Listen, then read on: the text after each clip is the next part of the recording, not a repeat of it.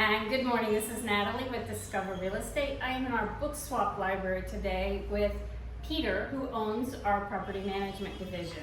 He took that over in October when I was in Tijuana for 3.5 weeks at the cancer clinic, and he's been doing a fantastic job. So I wanted to officially introduce him to everybody now that he's had a few months on the job to get some things ironed out and working smoothly. But first I want to ask Peter a little bit about himself so you can get to know him.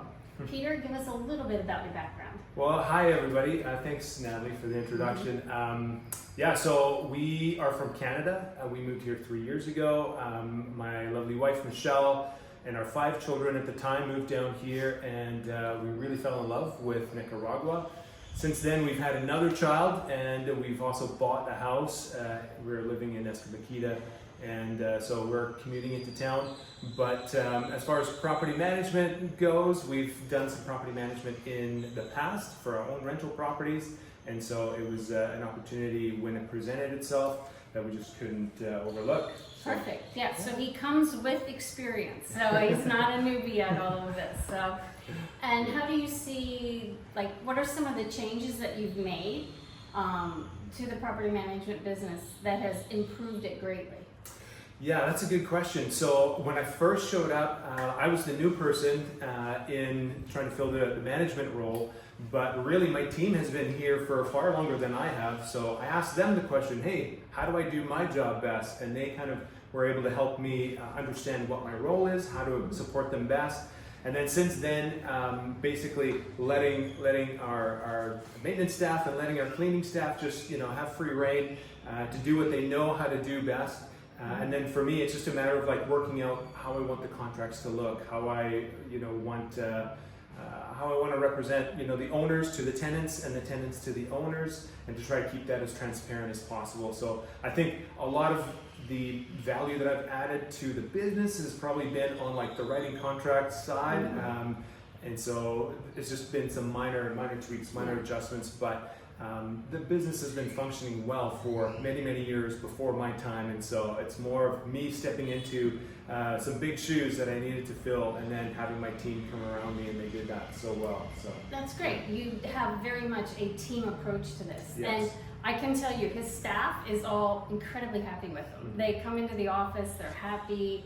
It's just a nice environment. There's no tension, nothing like that, because you do work together as a team. Yeah. And I've heard you training them at times, coaching them on how to do this better or do that better. And that's really important, to take your time to work with the Nicaraguans, because he's got a whole Nicaraguan staff. And to work with them and educate them and teach them the American standards or Canadian standards of what we're looking for when you're renting an Airbnb. Yeah. So, how are you doing with the Airbnb rentals, with managing Airbnb? Managing Airbnb, so we have our owners typically look after their own listing, and we just co-host their listing, which then allows us to have access to the calendar. We then connect with the people who are staying there, and we basically are able to walk them through the check-in process. And we've streamlined that over the years, and our team's really good at making sure that people are looked after. If they need to go to the grocery store, and we can meet them there and then take them to the house, we're able to do that. Service. Yeah. Or if they just want to be, go directly to the place and be, kind of left alone, they're able to look after themselves. We can drop them a pin and send them to the location at the appropriate time, make sure everything's unlocked. And so the Airbnbs have been going really well. We're in the high season right now. There's lots of people coming to San Juan and traveling. I have yet to work through a rainy season, but I'm sure it'll just be more of the same. Yeah. Now, what about if somebody wants a personal chef experience in their Airbnb while they're here? Maybe a fancy dinner some night, or even just someone to come in and cook them breakfast every day. Yeah, so we would definitely be able to cater to those needs, because there's a lot of people here that have skills and that offer those services.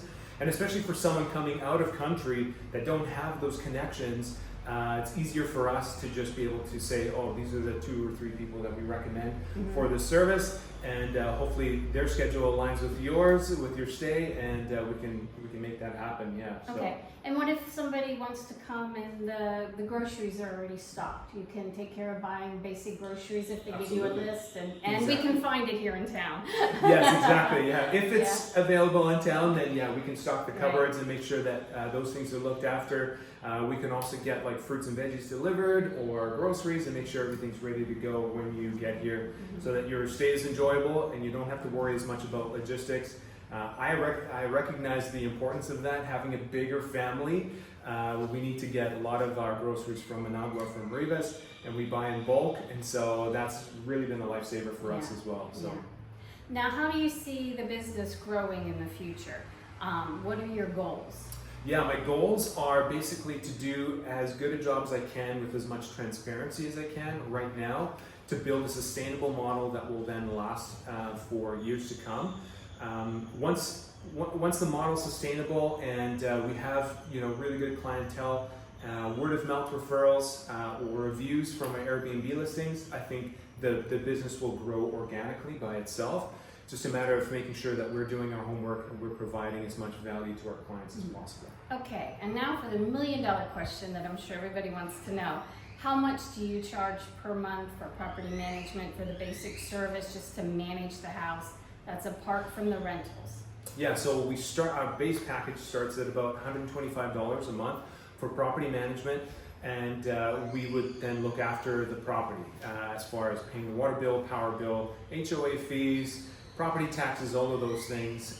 And then if you have workers on site, we would make sure that their payroll and all that stuff is done, so that when you're out of country and you have a vacation rental here, you would basically just be in communication with us once a month. We would then send you the revenues if there's money coming in. Otherwise, we would just say what the bookkeeping numbers are at the end of the month, and then we would just try to keep that retainer and keep some money there to pay all those bills. Okay.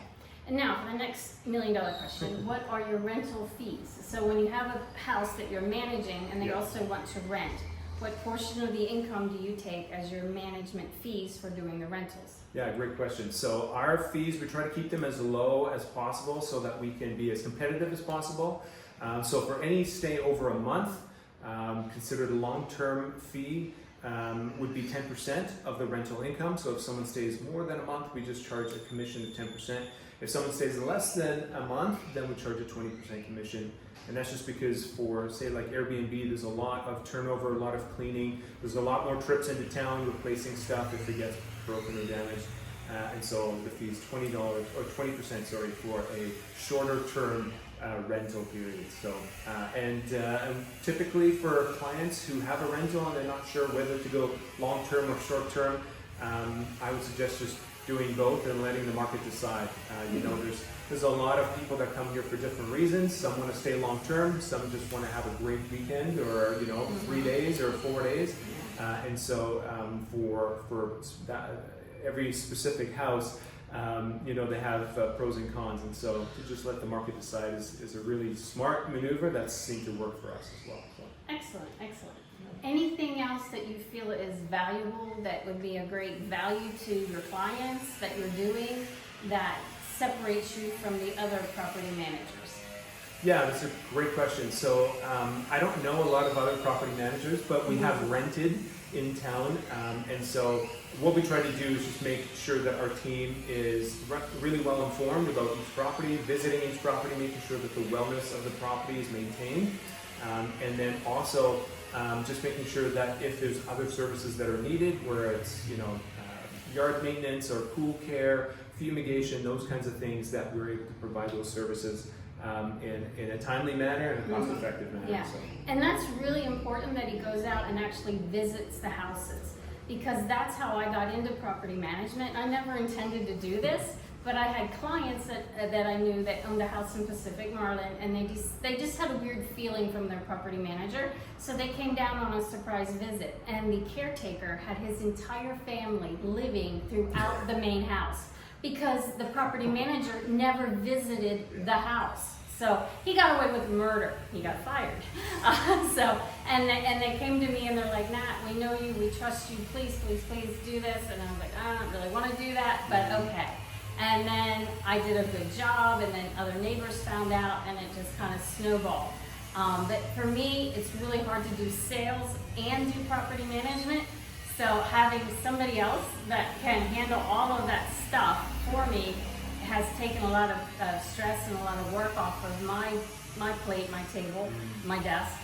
So, and it's been a good thing. We work with each other. We all look after each other within the office. It's just one giant, big, happy team. That's right. So, yeah, exactly. And to your point, I think for a lot of people that aren't familiar with the tropics, in the dry season, we're kind of in a dry season right now, windy season. The dust gets into places, and then in the rainy season, you've got ants. You've got the jungle wants to take over your house. So, you could check it 1 week, and if you leave it a couple weeks, there could be an ant nest or something, or, the grounds could be overgrown. So, keeping those properties, well maintained is something that just means that we have to be on site for those properties. Yeah, and you also have a fumigation program too, for termites and other insects. Exactly, yeah, to just keep the property as well maintained for as long as possible, because like Natalie's saying, there's termites here. You won't really see them except for the little skiff of dust around all your wooden trim baseboards, if you've got supporting beams and stuff. And so to keep those structural components lasting as long as possible, it does mean that you have to go to extreme measures. And so fumigation is a great option to just keep those little critters outside where they belong and not inside where they're doing damage. And so it's been really effective to maintain some of the houses that have more architectural or wooden structures when it comes to termites. But the ants like to move in, and then the scorpions and the spiders chase the ants, and so it's just like this big procession of animals that end up finding a way into your house. So if you don't nip it in the bud really quickly, then you could have a zoo in your place very soon. So I'm extremely happy with Peter's services with our clients, how he's been dealing with things. Have there been a few mistakes? Yeah. It's always a learning curve here in Nicaragua. But when he makes a mistake, he does everything he can to rectify the situation as fast as possible. So is there any other final words, any other thoughts you want to share? Yeah, well, we would love to have an opportunity to, to serve you to the best of our ability. For our team, we have to be able to provide more value than we get from you as far as financial compensation or whatever, and it's got to be win-win for both of us. That's the only way it's a sustainable model. So that's really what my focus is, to make sure that you get the return on investment, that you get the lasting benefit, and that we're able to provide more value than what it's costing you for our services. So. Excellent. Well, this was a very good interview. Thank you. Everybody, meet Peter. I love my life. Come join me.